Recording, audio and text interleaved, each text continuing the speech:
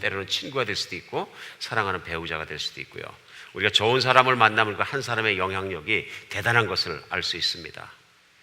물론 그것도 참 좋고 복된 것이지만은 진짜 복된 것은 뭐냐면 우리의 삶의 과정 중에서 예수님을 만나는 것입니다. 예수님을 딱 하나님을 만나는 것이죠. 그래 하나님과 내가 인격 대 인격으로 딱 만났을 때 그때 우리에게 엄청난 변화가 일어납니다. 어마어마한 변화가 일어납니다. 슬펐던 사람이 기뻐지고, 그렇죠. 죄 짓고 정말로 죄의 무게로 절절맸던 사람이 자유함 받고, 정말로 우리가 모든 것 가운데서 아팠던 사람이 치유함 받고, 이 세상 가운데 버림받았던 외로웠던 사람이 정말로 위로함 받고, 이 모든 변화가 일어나는 것은 살아계신 하나님을 만났을 때, 예수님을 만났을 때 일어나는 것입니다. 제가 우리 교회에서 매년 제자 훈련하는 시간을 사모하고 또 좋아합니다. 왜 그러냐 하면은 물론 제자 훈련에서 우리 제자들 만나고 하나님과 함께 이렇게 말씀 나누는 시간 너무 좋은 시간이지만 가장 좋은 베스트 파트는 저에게 무엇이냐면 간증하는 시간입니다. 우리 제자 훈련생들이 오셔가지고 첫 번째 하시는 일이 간증문 작성해서 다 서로 발표하는데요. 저는 그 시간이 너무 좋습니다. 왜 그러냐면요, 우리 각 사람들의 인생을 이렇게 나누는 것을 간증하는 걸 들어볼 때마다 우리 각 사람의 인생을 찾아오신 하나님을 느낄 수 있어요. 그 하나님이 찾아오시니까 그 예수 그리스도의 복음이 전해지니까 각 사람의 인생이 달라지는 거예요. 예수님 만나기 전과 만나기 후로 투 파트로 나눠져 가지고 인생이 얼마나 변화하는가 하는 모습들을 우리가 듣고 같이 체감할 수 있습니다. 그런 과정들을 통해서 하나님은 정말 나의 인생뿐만 아니라 많은 사람들의 인생에 찾아오셔서 개별적으로 만나주시고 그들의 인격을 변화시키시고 삶을 변화시키고 인생을 변화시키시구나 하는 것을 실제적으로 느낄 수 있습니다. 얼마나 감사한 시간인지 모릅니다. 예수님과 인격적인 이런 만남이 시작될 때 우리 인생은 변화합니다. 우리 몇 주 전부터 시작해서 예수님께서 이 땅에 오셔서 직접 전하신 말씀, 우리 마태복음 5장 말씀 가지고 계속 은혜의 시간, 예수님을 만나는 시간 갖고 있습니다. 저는 간절히 기도합니다. 이 시간을 통해서 예수님을 모르셨던 분이 예수님을 만나시게 되고 예수님을 만나신 분이 예수님의 말씀에 의해서 인생이 변화하는 놀라운 시간 될 줄 믿습니다. 한 권의 책만 만나도 또 어떤 좋은 사람 한 사람만 만나도 우리 인생이 달라지는데 천지를 만드시고 나를 사랑하셔서 나를 위하여 십자가에 못 박혀 죽으신 예수님을 만나면 얼마나 많이 달라지겠습니까? 하나님을 만나면 얼마나 많이 달라지겠습니까? 그래서 매주 지나가는 주일날 예배 중에서 한 시간이 아니고 정말 우리에게 이렇게 만나서 찬양하고 말씀 들을 때에 우리 심령 안에 살아계신 하나님이 만나지고 인격적으로 내가 변화하고 삶이 변화하는 놀라운 은혜가 있기를 간절히 바랍니다. 우리 지난주까지 마태복음 5장 말씀 가지고 너희는 이렇게 살라 주님께서 당부하시고 가르치신 말씀대로 주님의 육성 같은 음성이 우리에게 들려서 오늘도 변화하는 시간 되었으면 좋겠습니다. 그래서 오늘 본문 말씀이 마태복음 5장 33절로 37절까지입니다. 봉독해 주신 대로 이렇게 말씀하셨대. 옛사람에게 말한 바 헛맹세하지 말고 내 맹세한 것을 주께 지키라 하였다는 것을 너희가 들었으나 나는 너희에게 이르노니 도무지 맹세하지 말지니 하늘로도 하지 말라 이는 하나님의 보좌이며, 계속 뭐라고 말씀하시냐면요, 땅으로도 하지 말라 이는 하나님의 발등상이요 예루살렘으로도 하지 말라 이는 큰 임금의 성임이요 내 머리로도 말라 이는 내가 한터럭도 희고 검게 할 수 없음이라. 오직 너희 말은 옳다 옳다 아니라 아니라 하라. 이에서 지나는 것은 악으로부터 나느니라. 참 우리 예수님 말씀이기 때문에 언제나 이 말씀 속을 이렇게 대할 때마다 말씀 앞에 설 때마다 쉬운 시간은 없는 것 같습니다. 저희는 연약한 인간이고 또 죄가 많은 인간인지라 이 하나님 말씀 앞에 섰을 때 이 말씀을 깨달을 때마다 더 어려운 시간들이 많이 오고 어려운 시간 속에서 말씀에 반응했을 때마다 또 은혜의 시간을 받기도 하고 그런 것 같습니다. 한국이건 미국이건 뉴스를 보다 보면요, 돈과 명예를 갖고 타락한 공직자들이 많습니다. 안타깝게도 한국에서도 보면 심지어는 국가의 최고의 수반이라고 얘기하는 대통령도 정말 그 부정축제나 뇌물이나 이런 것 때문에 법정을 오락가락하기도 하고요. 그러다 보니까 그냥 힘들게 고민하다가 자살하는 대통령도 나오고 감옥 가는 대통령도 나오고 국가의 지도자가 이렇게 되니까 공직자의 삶이라는 건 말할 수 없이 많죠. 그러니까 한국의 뉴스문이 시끌벅적하고 우리가 스스로 생각해 볼 때는 나는 얼마나 공직자를 믿느냐, 한국에서 그렇게 생각하면 나는 공직자에게 90% 신뢰를 준다 하는 분이 계시면 정말로 아주 별정으로 우리가 볼 겁니다. 그렇죠? 그런 모습이 우리 사회 모습이 아닌가 싶습니다. 얼마 몇 %나 공직자들을 신뢰하십니까? 또 마찬가지로 우리가 교육계를 생각할 때요, 우리가 학교 선생님들을 얼마나 믿는가 생각해 봅니다. 그러면 우리가 부모님들이 학교 갈 때는 의뢰의 돈봉투 싸들고 학교 가는 것이 어제 오늘의 얘기가 아니고 아주 그냥 우리 통상적인 관념으로 굳어버린 이미 상식에 속하는 얘기가 돼버렸어요. 뿐만 아니라 학교에서 보면은 요즘도 뉴스 나오는 거 보면 학교들이 경쟁적으로 더 좋은 학교를 만들기 위한데 그 한국에서 좋은 학교라는 기준이 인류 대학을 많이 보내는 데 있으니까 아이들의 내신 성적을 막 조작을 해가지고 막 점수를 조작해서 많이 집어넣으려고 하고 욕심에서 나오는 거죠. 막 그뿐만 아니라 교육계 안에서 성적인 사건들이 계속적으로 불거져 나오고요. 그러니까 이런 일들이 생기니까 얼마나 안타까운지 모릅니다. 한 사회의 도덕적 기준은 어디서 나오냐면요, 지도자들에게 나오는 거죠. 아니면 교육자에서 나오는 것입니다. 그러면 지도자가 공적으로 도덕적으로 타락하고 교육계가 타락하면 현재도 문제가 있다면 교육계가 타락하면 미래도 안 보인다는 얘기예요. 앞이 캄캄한 거죠. 이런 거 생각할 때 우리가 가슴이 얼마나 답답한지 모릅니다. 우리의 자식들 그러한 사회 속에서 그 속에서 성장해서 앞으로 또 어떠한 세상을 살아가야 되나, 앞으로 장래가 미래가 없다는 것입니다. 뭐 더 답답한 일도 있습니다. 그건 뭐냐면 공직자가 타락하는 것입니다. 성직자가 타락하는 것이 죄송합니다. 요즘에 성직자가 타락해서 교회 공금을 수십억 횡령했다, 유용했다 하는 문제로 감옥을 들락거리고 뭐 하루가 멀다 하고 어떤 타락의 얘기들이 들립니다. 안타깝고 가슴 아픈 일입니다. 이러면 무슨 문제가 생기냐 하면요, 우리가 살아가는 사회의 양심이라고 얘기할 수 있는 성직자까지 타락을 하면, 어떤 도덕의 기준이라고 얘기할 수 있는 정치적인 지도자들이나 또 교육자들이 타락하고 성직자가 타락하고, 그럼 이 세상은 어디로 갈 것이냐. 정말 그게 문제인 거죠. 이렇게 타락한 세상을 살아가다 보니까 모든 기강이 무너지고 세상에 있는 도덕적 기준과 윤리가 다 무너지니까 사람들이 서로 신뢰하지 못하는 사회가 돼가는 것 같습니다. 오늘 아침엔 제가 부끄럽습니다만 한 30년 전에 체험한 제 자신의 부끄러운 일을 하나 고백을 하겠습니다. 제가 젊었을 때 한국 고속도로는 요즘은 뭐 굉장히 막히겠습니다만 그래도 달릴 만한 고속도로였습니다. 그야말로 고속도로였습니다. 어떤 고속도로는 앞에 차가 없어서 아나무위로 달릴 수 있었어요. 그러니까 어쩔 때는 제가 20대 후반이었었는데 정말 가스 페달에 있는 데까지 맥시멈 밟아놓고 그냥 가만히 있는 적도 있었어요. 차가 얼마나 빨리 달리나 그냥. 뭐 그래도 괜찮았다. 그리고 얼마나 빨리 다니는 걸 좋아했는지 그래가지고 다니다 보니까 다 예수 만나기 전의 얘기입니다. 그래 달리다 보니까 제일 무서운 사람이 누구냐면 고속도로 경찰관이에요. 근데 이분들이 말이죠, 요즘도 그러나 모르겠습니다. 막 꼭 보면 내리막길에 제어할 수 없는데 최고의 속도로 달리는데 산을 싹 돌아가면 거기에 그냥 선글라스 끼시고 뚱뚱한 경찰관께서 딱 서서 세우시는 거예요. 그래서 저는 젊을 때는 정말 한때는 겁 없이 다녔습니다. 한국에 법 없이 사는 나라구나 하는 걸 많이 느꼈습니다. 왜냐하면은 경찰까지 고속으로 달리다가 잡히면은 찾아오셔서 경례라고 말씀하십니다. 예, 속도 위반하셨습니다. 면허증 좀 주십시오. 그 다음에 제가 드립니다. 드리는데 면허증을 드리는 게 아니라 대시보드에서 명함 한 장을 꺼내서 딱 드립니다. 그럼 한참 이렇게 보시다가 격려하면서 수고하십시오. 그래서 보내줍니다. 그 이유가 왜 그러냐면요, 제가 어떤 지인을 만나서 저녁을 먹는데 그 지인을 만나서 같이 저녁 먹으러 나오신 분이 누구냐면 전국 고속도로 순찰대장이에요. 이분이 저에게 명함을 하나 주셨어요. 소중하게 받아가지고 그걸 가지고 고속도로 걸릴 때마다 보여주는 거예요. 얼마나 이걸 완전히 마패예요. 암행어사. 수고하십시오. 탁 하는 거예요. 직속 상관이니까. 얼마나 참 부끄러운 일인지 모르는데 그렇게 하고 다녔습니다. 한 1, 2년 잘 써먹었는데 어느 날 가서 딱 잡혀있는데 내미니까 딱 보더니 이거 유효기한이 끝났습니다. 그래. 물어보니까 그분 그만두셨습니다. 그래. 그러더니 그 뒷말이 저를 아주 충격스럽게 지금도 기억나게 했어요. 죄송합니다만 우리도 이제 좀 먹고 삽시다. 우리 좀 도와주고 가십시오. 도와주고 가십시오. 그것이 지금도 말이 남아서 수십 년이 지났는데도 뇌리에 남아 있습니다. 참 부끄러운 일입니다. 세월이 지나갔지만 예수 만나기 전의 일이지만 지금 생각해도 참 부끄럽습니다.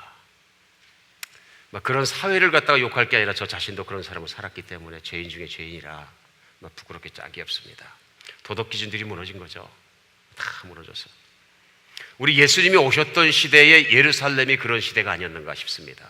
세상이 타락하고 분명히 하나님이 왕 되셔서 그 백성을 이끄셔서 선택한 백성으로 삼으시고 광야에서 훈련시키시고 가나안 땅에 밀어넣으시고 구약 성경에는 성경을 가슴에 앉혀주시고 수많은 교사와 선지자를 주시고 많은 은혜를 끼쳐주면도 불구하고 심지어는 하나님께서 직접 육신이 되셔서 세상 가운데 들어오셔서 그 예루살렘에 있는 유대인들을 만나주셨는데 엄청난 은혜를 입은 거죠. 그 당시에 예루살렘에 살아가는 사람들의 모습이 어떤 모습이냐면은 우리가 생각하는 것처럼 도덕적 기준이 땅에 떨어진, 윤리가 땅에 떨어진 그런 세상을 살아가고 있었습니다. 그래서 유대인들은 그때 살아가면서 맹세라는 것이 얼마나 중요하고 좋은 것인지를 잘 아는 사람들이었어요. 잘 아는 사람들이었어요. 여러분 오늘 본문에도 나옵니다만 우리 주님께서 헛맹세하지 말라고 시작하신 내 말씀을, 맹세가 좋은 겁니까? 나쁜 겁니까? 좋은 겁니다. 필요한 겁니까? 예, 우리에게 꼭 필요한 것입니다. 특별히 우리와 같은 사회가 회복되기 위해서는 맹세가 꼭 필요한 겁니다, 사실은. 근데 이게 무슨 말씀이냐면요, 유대인들은 맹세가 좋은 걸 어떻게 해서 알았느냐 하면요, 이 세상에서 믿음 없는 사람에게 믿음을 주는 게 뭐냐면 하나님의 맹세예요. 이스라엘 백성의 믿음의 아버지, 소위 믿음의 아버지라고 성경에서 얘기하시는 아브라함이 믿음을 갖게 된 것, 하나님의 은혜라고요. 그 은혜가 뭐냐면요, 믿음을 가질 수 있도록 하나님이 도와주신 거예요. 그래 아브라함이 믿음을 가지니까 최종적으로 자기의 하나밖에 없는 아들 이삭을 갖다가 제물로 바치라고 하나님께서 말씀하셨을 때 모리아산에 가서 그걸 충성스럽게 정말로 하나님 말씀대로 순종합니다. 그 제물로 바치는 일, 그 모든 순종의 과정이 끝나자 하나님께서 칭찬하시는데 창세기 22장 16절로 17절에 하나님 이렇게 말씀하십니다.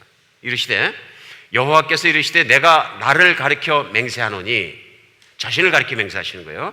내가 이같이 행하여 내 아들 내 독자도 아끼지 아니하였은즉 내가 내게 큰 복을 주겨 내 씨가 크게 번성하여 하늘의 별과 같고 바다의 모래 같게 하리니 내 씨가 그 대적의 성문을 차지하리라. 기가 막힌 복의 말씀인데요, 그 복의 말씀을 주실 때 믿지 않으면 그것이 자기 것이 되지 않으니까 꼭 복을 받게 하기 위해서 아브라함에게 믿음을 주실 때 맨 처음 뭐라 그랬어요? 내가 나를 가리켜 맹세하노니. 그냥 내가 네게 약속한다 정도가 아니고요, 내가 내 자신을 가리켜 맹세한다고 말씀하십니다. 왜 그러셨을까요? 이유는 간단합니다. 내가 내게 확신을 주기 원한다. 하나님은 무음하시기 때문에, 흠이 없으시기 때문에, 거짓말하지 않으시기 때문에 당연히 믿음을 신뢰해야 되는데 세상에는 거짓말이 있기 때문에 내가 사람을 말을 믿지 못하는 것처럼 그냥 믿지 말지 말고 나는 믿어야 된다는 말씀을 맹세로 말씀하시는 거예요. 그러니까 하나님께서 누구를 가리켜서 맹세하니까 스스로를 가리켜서 맹세하시면서 내가 내게 맹세한다. 내가 너에게 반드시 복을 주겠다. 참 기가 막힌 얘기죠. 그리고 그 장면도 기가 막힌 거예요. 하나님은 나중에 보니까 그 독생자 예수 그리스도를 아낌없이 줄 만큼 사람을 사랑하시는데 아브라함이 그 사랑에 대해서 이미 자기의 독자, 하나님이 주신 독자를 함께 바뀔 만큼 하나님께 그런 똑같은 사랑으로 답변한 거예요. 그러니까 하나님이 감탄하실 수밖에 없는 거죠. 오늘 그런 현장 속에서 하나님이 하신 일은 스스로의 이름을 들어서 스스로에게 맹세하신 일이에요. 얼마나 감사한 일이에요. 이런 하나님이 확고하게 나에게 내가 내에 대해서 맹세하노니 내가 너를 복주겠다고 지금 이 순간 말씀하시면 기쁘세요? 안 기쁘세요? 기쁘시죠? 그 말씀이 딱 들어오면 하나님의 맹세하기까지 나를 이렇게 좋아하시는구나. 그렇죠? 그 하나님의 맹세가 결국은 예수 그리스도의 핏빛으로 도장 찍으시 십자가의 사랑이잖아요. 맞습니까? 오늘 이스라엘 사람들은 그걸 잘 알고 있는 사람들이 있어요. 맹세의 가치를. 그래서 하나님께서는 망가진 세상에 정말 도덕적, 윤리적 기준들이 타락하고 서로가 서로를 의심하고 믿지 않고 서로가 서로 이기심에서 으르렁거리고 싸우는 세상 속에 살아갈 때 이웃을 사랑하라는 말씀을 주시면서 이웃이 사랑하지 못하는 관계가 깨어진 큰 이유 중에 하나가 뭐냐면 신뢰가 깨지는 거예요. 그래서 실제로 출애굽기 22장에 보면은 예를 들면 어떤 사람이 나귀나 소나 양이나 다른 짐승을 갖다가 이웃 사람에게 맡겼어요. 내가 어딜 좀 다녀오겠으니 이 양을 좀 맡아서 길러주셔 잠깐만. 그럼 이웃이 맡기로 했는데 갔다 와서 보니까 이게 축이 났어요. 양이 죽었든지 소가 죽었어요. 없어졌어요. 근데 증인이 없어요. 증인이 없어요. 그럼 어떡할 거냐 그런 얘기죠. 그러면 소나 양을 맡겼던 사람이 돌아와서 전 재산 중에 마찬가지 소가 죽어버리고 없어져 버렸으면, 만약에 뭐 사자가 와서 동물이 먹어버렸다고 생각합시다. 그러면 맡았던 사람이 사자가 와서 먹어버렸다 그러는데 소가 없어졌으니까 믿어요, 안 믿어요? 에이, 자기가 팔아치웠지. 이렇게 되는 거예요. 그럼 어떻게 됩니까? 이웃관계가 깨질 거예요. 이 문제 어떻게 해결할 것이냐.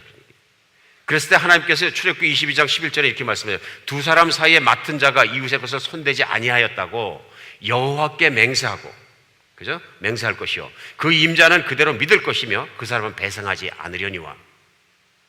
진짜로 내가 의도적으로 이웃의 재산을 축내게 한 것이 아니고 사고가 나서 그렇다면은 제일 먼저 할 일은 뭐냐면 하나님의 이름으로 하나님께 맹세해라. 그 사람 앞에서 하나님께 맹세하고 그 사람이 하나님께 맹세하거든 너는 믿어라. 그리고 그 다음에는 배상하라 그러지 마라. 이게 무슨 얘기냐면요, 맹세로 말미암아 하나님이 중재자가 되어주시고 이 두 사람의 사이가 화평하게 지켜주게끔 하나님이 그 길을 열어주신 거예요. 그러니까 맹세는 나쁜 것이 아니라 망가진 세상을 화평하게 만드시고 이웃을 사랑하게 만드신 하나님의 방법 중에 하나예요. 우리로 믿음이 갖게 하고 이웃을 서로 신뢰하게 함으로 말미암아서 하나님의 나라가 일어나게 하는 방법 중에 하나다, 그런 얘기입니다. 좋은 것이죠. 세월이 흘러서 예수님이 오던 시절에 와서 보니까 유대인들이 살던 예루살렘에 무슨 일이 일어났냐면요, 거짓말이 난무한 거예요. 사기가 난무하고, 특별히 상행위를 하는 사람들이 믿으라 그러고 팔았는데 가짜가 많은 거예요. 예전에 한국에 보면 제가 어릴 때부터 했던 놀라웠던 일이 뭐냐면요, 사과장들이 사과 파는 거예요. 조그맣고 썩은 사과를 맨 밑에 넣고 틈실하고 큰 사과 맨 위에 넣어가지고 1층, 2층, 3층이 완전히 다른 거예요. 이게 사기에 속하는 거죠. 그런데 유대인이 상실이 유용합니다만은 서로 상거래를 하거나 누구 하거나 땅을 팔거나 뭐 하거나 사람들이 세상에 살아가면서 이 맹세라는 걸 많이 하게 된 거예요. 여러분, 세상에 있는 신뢰가 꺼지게 되면 맹세를 많이 하게 됩니다. 맞죠? 마찬가지입니다. 한국에서도 부동산 사기가 많습니다만은 미국에서는 부동산 사기를 못 치게 하려고 그러니까 맹세를 많이 해보면, 저는 미국에서 집을 한번 사는데 사인을 그렇게 많이 해야 되는지 몰랐어요. 엄청나게 많이 합니다. 그러면 그 소위 듣기 권리증이라는 타이틀을 갖게 되는데 그 타이틀에 대해서도 안 되니까 변호사 앞에서 하고 변호사 앞에 하는 것뿐만 아니라 보험회사에 대해서 그 타이틀에 대한 보험을 들어가요. 2중, 3중으로 어떻게 하는 거예요? 보증을 하지 않으면 2중, 3중으로 각자가 타인이 맹세시키자면 내가 가지고 있는 것이 온전하지 못하고 생각하니까 의심하는 세상 속에서 그런 일이 생기는 것이죠. 이스라엘 사람들은 그 보증이라는 걸 어떻게 했느냐면요, 맹세라는 말을 통해서 했습니다. 사람들이 안 믿으니까 꼭 믿고 사게 만들려고 원래는 하나님의 이름으로 하나님께 맹세해야 되는데 그건 찝찝한 거예요. 찝찝하니까 어떻게 했느냐면요, 오늘 예수님께서 말씀하시는 대로 내가 하늘에 대해서 맹세하거니와 이렇게 얘기한 거예요. 그러니까 하늘에 대해서 맹세하는 것도 좀 찝찝할 때는 내가 예루살렘에 대해서 맹세하거니와, 이건 진짜입니다. 어떤 사람들은 내가 땅에 대해서 땅을 걸고 내가 맹세하거나 이건 진짜다 이렇게 얘기해요. 오늘 그 예수님께서 말씀하실 때 무슨 얘기냐면요, 너희가 헛맹세하지 마라 그러시는 거예요. 헛맹세. 그러니까 제일 중요한 건 무슨 말씀이냐면 맹세하지 말라는 얘기 아니라 헛맹세하지 말라고 얘기하십니다. 오늘 제일 처음에 말씀 시작할 때 말씀하시잖아요. 그 옛사람의 말하는 바 헛맹세하지 말라. 또 내 맹세한 것을 주께 지키라 했다는 걸 너희가 들었으나 나는 너희에게 도무지 맹세할 자 하늘로도 말고 땅으로도 말고 예루살렘으로도 말고 내 머리로도 하지 말라. 어떤 사람들은 자기 머리 때 내가 내 머리에 대고 맹세하는데 그런 거예요. 오늘 중요한 건 뭐냐 하면요, 맹세를 해야지 사람이 믿을까 말까 하면 불신의 사회가 됩니다. 이런 불신의 사회를 살아가면서 무슨 자기의 뜻을 이루고 상대방이 자기를 신뢰하고 무엇을 사게 하거나 믿게 하거나 거래하기 위해서는 맹세를 해야 된다고 생각합니다. 오늘 이런 세상 속에서 주님이 말씀하신 건 뭐냐면 헛된 맹세하지 말라 그런 말씀, 거짓말하지 말라 그런 말씀. 오늘 이 본문 말씀을 갖다가 자칫 잘못 표면적으로만 쓱 지나가면서 해석을 해가지고 수많은 심지어는 그리스도인도 뭐라고 생각하시냐면요, 이 말씀은 맹세를 아직 하지 말라는 말씀이야 이렇게 생각해요.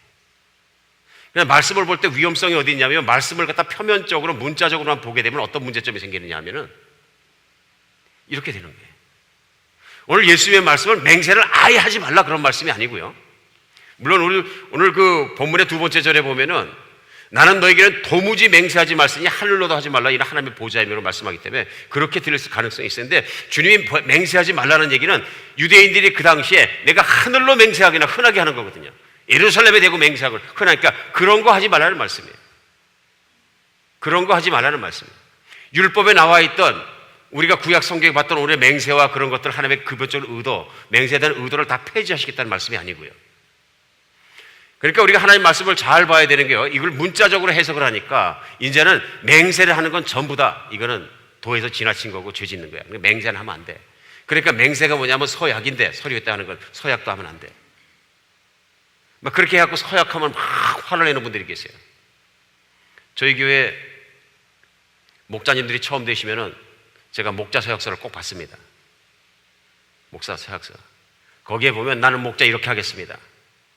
목원들을 충실히 섬기겠습니다. 하는 내용들이 상세하게 나와 있는 걸 다 서약하시고 밑에다가 그 날짜 쓰고 거기다 이제 이름에다 사인하십니다. 그러니까 어떤 분들은 이 말씀을 듣고 오늘 본문 말씀을 듣고 생각할 때, 야, 목사님 완전히 거꾸로 가네. 예수님은 맹세하지 말라고 분명히 말씀했는데 목자들한테 서약시키고 왜 이러시나? 아닙니다. 예수님도 맹세를 하셨고 신학에도 보면 신령한 사도 바울도 수천에 걸쳐서 맹세를 합니다. 그러면 예수님 가르침을 몰라서 또 예수님께서 그러시는 겁니까? 아닙니다. 오늘 본문 말씀 깊이 봐야 합니다. 우리 정말 깊이 생각해야 합니다. 예수님의 의도가 무엇인지 진의를 깨달아야지 문자 한자 단어 가지고선 모든 걸 풀어내려고 그러면 문제가 이렇게 생긴다 그런 얘기예요. 오늘 중요한 건 뭡니까? 예수님의 말씀의 핵심은 무엇입니까? 그건 뭐냐면요, 맹세 자체를 금지시키려고 하신 말씀이 아니고요, 헛맹세를 하지 말라는 얘기예요. 거짓말 하지 말라는 얘기예요.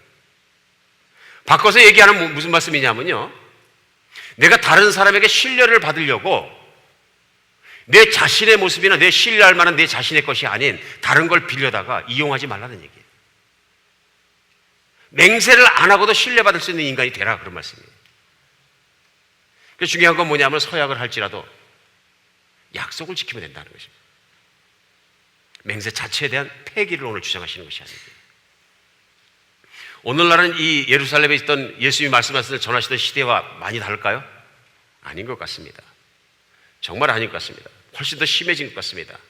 사람 간의 거래에서 무언가 이용해지지 않으면 잘 거래가 안 되고 신용을 따지 못하니까 엄청나게 씁니다. 우리가 이민 생활하면서도 보면 얼마나 많은 것을 느낍니까? 매사에 거짓말 섞어서 해야지 거래가 형성되는 게 얼마나 많습니까? 이민 생활하고 나서 우리가 많이 쓰는 게 은행돈 많이 쓰게 되는데요, 집을 사거나 사업을 하거나 차를 사거나 무엇이나 은행돈 쓰게 됩니다. 그럴 때마다 문제가 되는 게 뭐냐면 중간에서 그 신용을 가지고 융자를 내주고 하는 분들이 꼭 만나면, 제가 또 그런 분들만 만나서 그런지 저도 잘 모르겠어요. 물론 정직한 분도 계셨겠지만 꼭 보면은 서류를 말씀하시면서 제가 알아서 할게요 그랬더니 겁나는 거예요. 목사님 나머지는 제가 알아서 할게요. 그러면 아니요, 융자를 받아야 되는데 서류를 드려야 되지, 제가 알아서 할게요. 그러면 제가 걱정되는 거예요, 이제부터는. 그래서 제가 부탁합니다. 제 서류만큼은 다른 거나 거짓말하거나 그러지 말아 주십시오. 그럼 뭐라 그러시냐면, 거짓말 안 합니다. 조금 변화시키는 것 뿐이지. 지금 목사님 수익 갖고는 이거 안 나옵니다, 절대로. 딱 단도직입적으로 얘기하잖아요. 그러면 안 나오면 포기하겠습니다. 아닙니다. 해드린다니까요. 제가 부득부득 아닙니다, 제 서류대로 해주십시오. 그러면은 이분이 얼굴색이 변하십니다. 불편하시고요. 꽉 맥힌 우리 벽창호 같은 목사님 왔구나.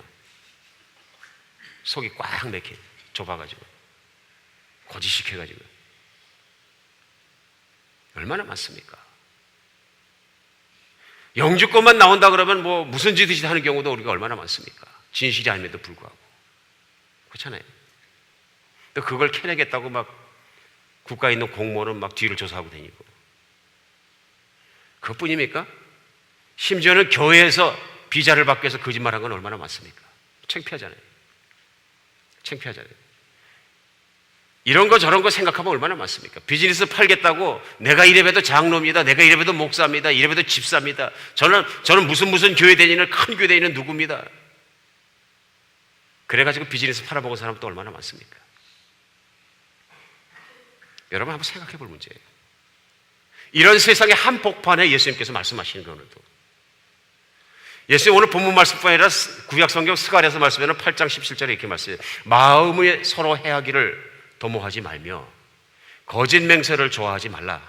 이 모든 일은 내가 미워하는 것이니라. 여호와의 말이니라.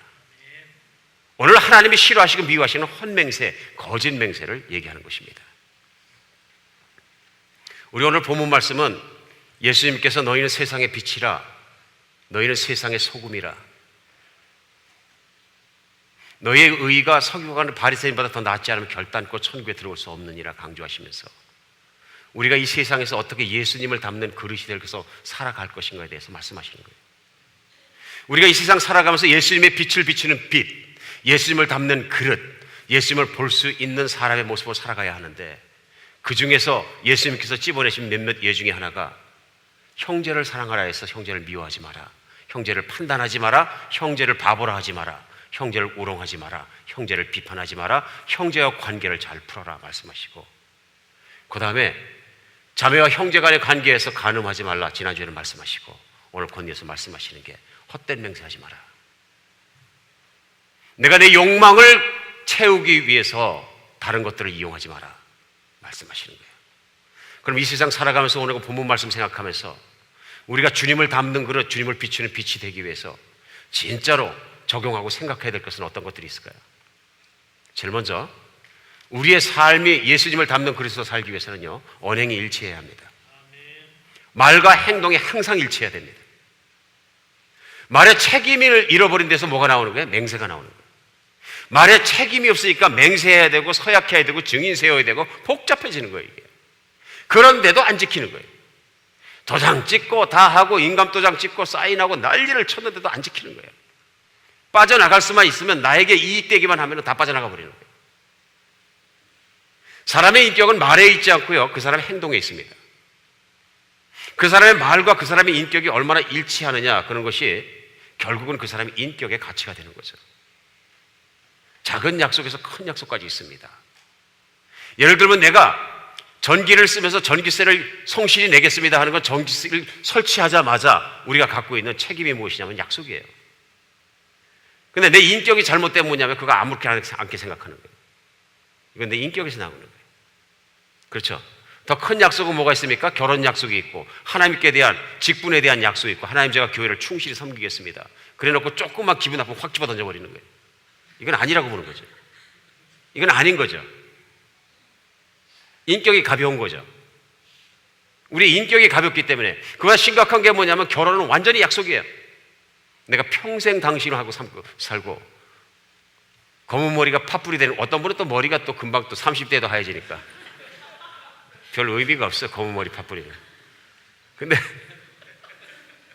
이게 인격의 문제가 결국 우리 행동의 문제로, 약속을 깨는 문제에서 계속 생기는 거예요. 여러분, 우리에게 얼마나 중요한 게 뭐냐면 이것 때문에 하나님을 닮아내는 그릇이 못 되는 거예요. 고난을 당하더라도 정직하게 살아야 되고요, 힘들더라도 정직하게 살아야 되고요, 말을 지키려고 노력해서 약속은 꼭 지키려고 노력하는 사람, 그런 그리스도의 되어야 되지 않겠습니까? 미국 역사 속에 정말로 의미 있는 일이 있었던 것이 있습니다. 그게 뭐냐면은 지미 카터 대통령께서 1970년 닉슨 대통령의 거짓말에 넌더리가 난 국민 앞에 공약을 하나 했어요. 대통령 후보로 나왔어요. 그게 뭐냐면 나는 절대로 거짓말하지 않겠다. 여러분, 한 나라의 대통령이 대통령 되기 위해서 공약을 하면서 나는 거짓말하지 않겠습니다. 여러분, 기가 막힌 일이에요. 그때 세계 최고를 하는 미국에서, 기독교의 나라, 신앙의 나라, 양심의 나라에서 그렇게 얘기했다는 것은 그 당시에 미국이 얼마나 불신하고 대통령을 안 믿어졌는가 우리가 볼 수 있는 거죠. 그런데 그렇게 말씀하고 주장하자 대통령이 됐어요. 그리고 제가 보기에는 지미 카터 대통령이 솔직하게 정직하게 대통령에서 무지하게 노력을 했어요. 그 노력하는 과정에서 지미 카터 대통령이 얻은 닉네임은 뭐냐면요, 무능한 대통령이에요. 무능한 대통령. 그 닉네임을 가지고 재선에 도전했는데 그 다음에 로널드 레이건에게 집니다. 재선에 실패하고 나서 기자가 소감이 어떠냐고 묻습니다. 그랬을 때 지미 카터 대통령이 이렇게 말씀하십니다. 나는 절대로 거짓말을 하지 않겠다고 여러분에게 약속하였습니다.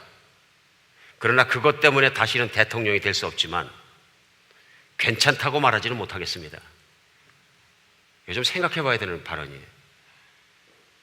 내가 정직하게 살려고 대통령으로 노력을 하다 보니까 그것 때문에 재선이 안 됐지만, 재선이 되기 위해서는 부득불 거짓말을 좀 해야 되는 것이 현실이더라는 얘기예요. 그렇지만 오늘 인터뷰하는 기자가 물어보는 의도가 소감이 어떠라는 얘기는, 예를 들면은 내가 멋있는 사람으로 포장해서 보이기 위해서는 나는 로널드 레이건 대통령을 존경하고 앞으로 잘 될 것 같고 나라의 발전에 노력해 주길 바랍니다. 저는 물러나겠습니다. 멋진 사람으로 퇴장을 해야 되는데 당신의 본심 속에서 뭐 하고 있어요? 솔직하게 해봐라. 대통령 안 된다. 여러 가지 만감이 교차하는 거예요. 그러니까 나는 괜찮다고 말할 수는 없겠습니다. 여러분, 이게 솔직한 마음이에요. 패배자의 솔직한 마음이거든요. 그리고 지미 카터 대통령이 씁쓸하게 웃었다는 그런 얘기입니다. 그런데 약속을 지키려 하고 정직하게 살려다 보니까 인기를 잃어버리고 결국 낙선했다, 그런 얘기를 하고 싶었지만 다 못한 거죠. 그 지미 카터 대통령이 인격자라는 걸 제가 분명히 알 수 있는 것은, 사람이 대통령이 목표로 살아가는 사람은, 야망이 가득한 사람이 인격자가 아닙니다. 이미 그리디한 사람입니다. 그런데 지미 카터 대통령은 대통령 할 때보다 대통령 하고 나서, 하야하고 나서 훨씬 더 열심히 살아갑니다. 헤비테트라는 가난한 사람들에게 집을 지어주는 일을 위해서 열방 각지와 미국을 뛰어다니면서 사역하고 있고요. 힘든 것이나 아픈 것이나 도움이 필요한 것이라면 사정없이 뛰어가서 돕고 있고요. 그 다음에 조지아에 있는 당신이 다니시는 교회에서 주일학교를 갖다가 성실하게 한 주도 거르지 아니하고 출장 갔다가도 뛰어들어와서 주일학교 반을 섬기고 있고요. 그의 인생이 그 모든 정직성을 드러내고 있습니다. 그래서 미국에 존경받는 대통령이 대통령을 하야하고 나서 된 것입니다. 오늘 우리 생각해 봐야 합니다. 예수 믿는 사람으로 살아가면서 내가 얼마나 언행을 일치하고 말과 같이 정직하게 살아가는 것이 중요한 일인지, 우리가 그리스도인에서 얼마나 많은 거짓말을 듣습니까? 얼마나 많은 신실하지 못한 행동을 우리가 봅니까? 오늘부터 하나님 말씀, 예수 그리스도의 말씀을 우리 가슴 속에 놓고, 하나님, 저는 언행이 일치한 데는 헛맹세하고 살아가는 사람 아닙니까? 우리가 다시 돌아보면서 새로운 삶을 시작하는 주일이 되었으면 좋겠습니다. 우리 두 번째는 뭘 생각해야 되냐면, 신용 있는 삶을 살아야 합니다. 신용 있는 삶을요. 우리가 언행이 일치하는 것뿐 아니라 우리의 삶이 우리의 신용을 받쳐줘야 합니다. 인생은 신실하게 살아야 합니다. 한 말에 책임지는 삶을 계속한다면 우리가 신용을 쌓아갈 수 있습니다. 그러나 그 신용을 쌓지 못하기 때문에 우리의 인생은 계속 문제가 되는 것입니다. 이런 문제가 왜 생기느냐 하면요, 우리 안에 있는 욕망을 절제하지 못하니까 그렇습니다. 결국은 우리가 사기를 치게 되고 헛맹세를 하게 되고 어떤 일이 있어도 그걸 지키려고 하는 이유는 우리 안에 있는 욕망을 제어하지 못하기 때문에 그렇습니다. 욕망을 제어하지 못하는 인생은 결국 어떻게 되냐면요, 신실하지 못한 인생이 됩니다. 약속을 지킬 수도 없고요, 신실하지 못하니까 신용을 잃어버립니다. 그러니까 그 결과가 뭐냐면요, 내가 크레딧을 잃어버리는 거예요. 신용을 잃어버리는 거예요. 미국에 있는 맥스 루케이더 목사님이 책에 글을 쓰시면서 찔리는 말씀을 쓰셨어요. 뭐라고 쓰셨냐면요, 우리는 상사의 호감을 사기를 원합니다. 그래서 우리는 아첨을 합니다. 우리는 그것을 윤활유라고 하지만 하나님은 그것을 거짓말이라고 하십니다. 우리는 사람들의 칭찬을 얻기를 원합니다. 그래서 과장을 합니다. 우리는 그것을 극적 효과라고 하지만 하나님은 그것을 거짓말이라고 합니다. 우리는 사람들의 존경받기를 원합니다. 그래서 우리는 갚을 수 없는 빚을 지고 큰 집을 삽니다. 우리는 그것을 성공이라고 합니다. 그러나 하나님은 그것을 거짓된 삶이라고 하십니다. 깊이 생각해 봐야 합니다.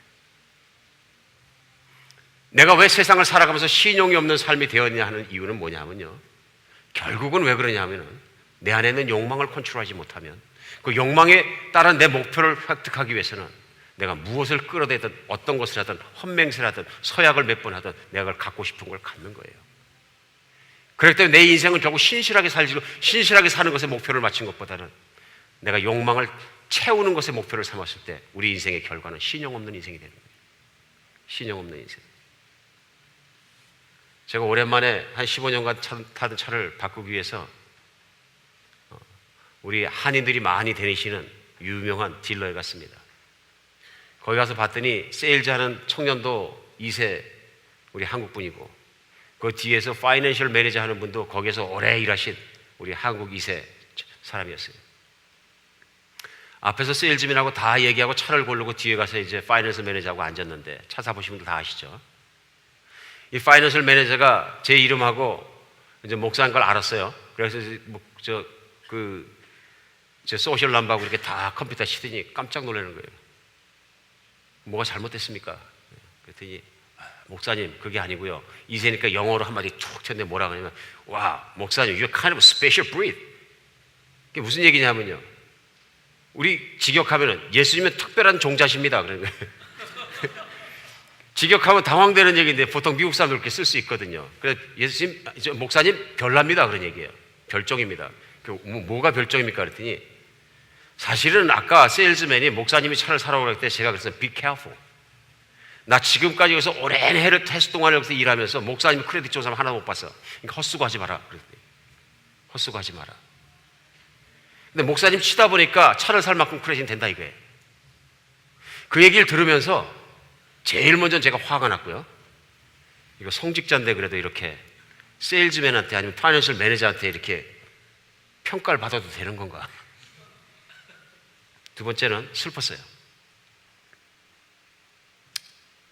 동역하는 우리 정말 그 목회자들께서 얼마나 이렇게 삶이 힘들면 이런 일이 생겼을까? 크레딧이 얼마나 부서졌으면 차 한 대를 살지 못할까? 슬펐어요. 마지막으로 제 마음에 생긴 마음은 뭐냐면 답답했어요. 부끄럽고. 곰곰이 생각해보면 신용이라는 것도 약속을 얼마나 잘 지켜내야 되는 것 같은 숫자적인 결과인데 만약에 신앙의 지도자들이 사회의 양심들이 기준들이 사회에서 객관적으로 신뢰를 받지 못한다면 신용이 없다면 누가 신용을 받아야 되나 답답했습니다. 세상 사람이 얼마나 그리스도인을 심각하게 판단하는 것도 철저하게 느꼈습니다. 우리 인생은 우리가 책임질 수 있어야 되는 것입니다. 작지 않습니다. 작지 않습니다. 여러분 이호셉 목사가 크레딧 카드나 팡팡 찢다가 부도내고 막 돌아다니고 그러면은 여러분 저 믿으시겠습니까? 믿어주시면 감사하고요.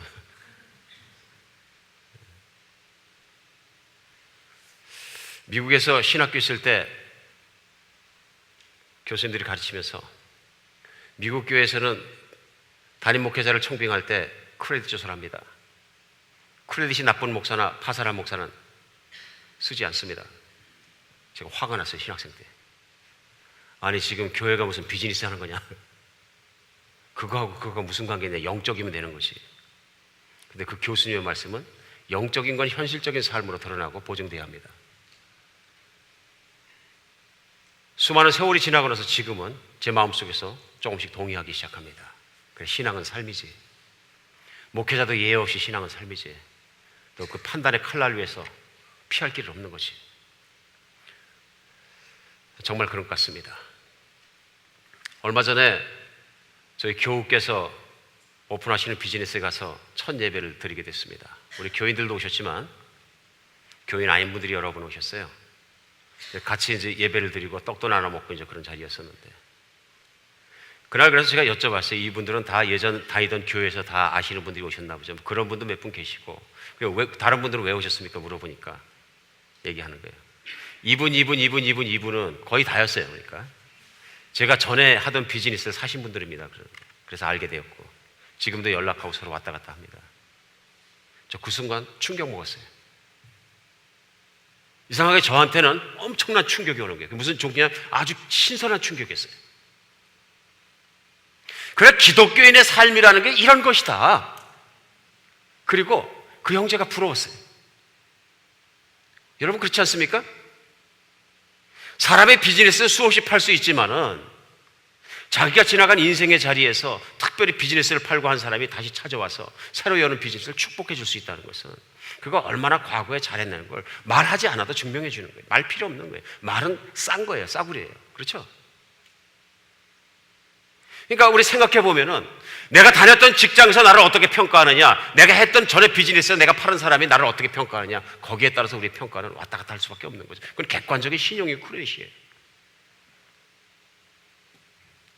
우리 인생을 살아간 뒷자리에 나를 만났던 사람들, 나와 비즈니스 했던 사람들, 나와 관계에 맺던 사람들이 시체로 질비하게 까서 그 사람 이름을 대면은 욕을 하고 뒤돌아서는 사람이 되었다면은 나는 예수의 영광과 거룩함과 그분의 복음을 담아내기에는 합당한 그릇이 되겠느냐. 신앙생활은 현실적인 문제입니다. 지극히 현실적인 문제입니다. 우리 보증이 필요 없는 사람이 됐으면 좋겠습니다. 내가 세상에서 무슨 일을 하더라도 저 사람은 쓰지 않아도 돼. 말해도 그냥 믿으면 돼. 그냥 물어보지 않고 돈 맡겨도 괜찮아. 실제로 안전한 사람. 꿈 같은 얘기입니까?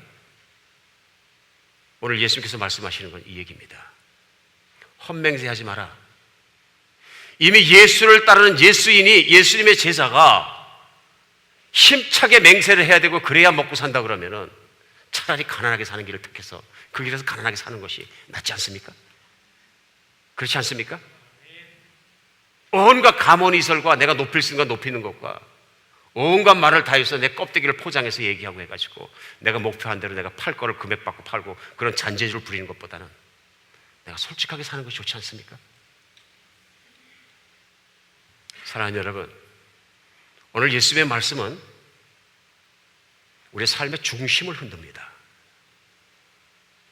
예수님의 제자가 된다는 것, 예수를 믿는 사람이 되었다는 것, 세상 한복판에서 빛으로 산다는 것은 내가 단순히 믿고 천국만 가는 소비자적인 그런 생각이 아니고 이제는 정말 우리가 달라져야 될 때인 것 같습니다. 나는 정말로 언행이 일치하며 주님의 제자로서 세상 안에 살아갈 때 정말 신용을 가지고 사람들이 믿어도 될 만한 사람으로 살아가는가? 복음을 전하는 사람이 정직하지 못하고 신뢰받지 못한다면 누굴 믿어야 되겠습니까? 예수님을 담는 그릇을 신뢰하지 못한다면 어떤 그릇을 믿어야 되겠습니까? 우리가 주일마다 만나서 예배 드릴 때마다 우리의 꿈과 비전과 모든 희망이 무엇이냐면요, 예수님이 가르치고 예수님이 주신 그 희망이잖아요. 하늘에 계신 우리 아버지여, 이름이 거룩히 여김을 받으시오며 그 나라가 임하옵시며 그 뜻이 하늘에서 이루어진 것까지 땅에서 이루시이다. 이것이 우리의 소원입니다. 우리 예수님의 소원, 우리 모두의 소원이고 우리는 이 일을 위해서 세상 한복판에서 예수님을 전하며 살아가겠습니다. 이것이 우리의 고백이고 우리의 비전 아닙니까? 그런데 우리의 삶이 하나님의 거룩하심을, 이름을 높이는 것을 담아내지 못한다면, 그릇이 되지 못한다면 얼마나 안타까운 일입니까? 오늘은 정말 가슴 아프게 우리가 과거를 돌아보면서 하나님, 내가 지금까지 걸어온 행로가 지금까지 살아온 저의 신용이고 제 크레딧입니다. 욕망으로 피처럼 기본복되어 있는 것들이 있다면 하나님 나를 용서해 주시고 오늘 그리스도의 보혈로 깨끗이 닦아주시고 새 인생 살게 하여 주십시오. 막 기도하는 여러분과 제가 되었으면 좋겠습니다. 우리가 하나님의 복하고 복을 찾지만 가장 큰 복은 우리 예수님을 막힘없이 닮아가는 거 아니겠습니까? 오늘 지금까지 나의 인생은 어땠을지라도 오늘부터 우리는 돌아설 수 있습니다. 그리고 예수님의 말씀 안으로 들어갈 수 있습니다. 예수님 말씀 앞에 거울처럼 내 인생을 비춰보고 내 삶을 비춰보니까 전 너무 멀리 왔습니다. 예수님 말씀 따라 사는 인생보다는 욕망을 따라 사는 게 맞는 것 같습니다. 그 결과들이 내 인생에 보입니다 했을 경우에는 우리 인생이 정말 바뀌는 주일 되었으면 좋겠습니다. 하나님 우리를 불꽃 같은 눈동자로 불같이 사랑하며 지켜보십니다. 하나님 말씀을 귀로 듣고 흘리는 주일이 아니고 내 가슴 깊숙한 곳에 담아서 결단하고 주님의 사람으로 돌아서는 복 있는 주일 되시기를 예수님의 이름으로 다시 한번 축복합니다. 기도하겠습니다.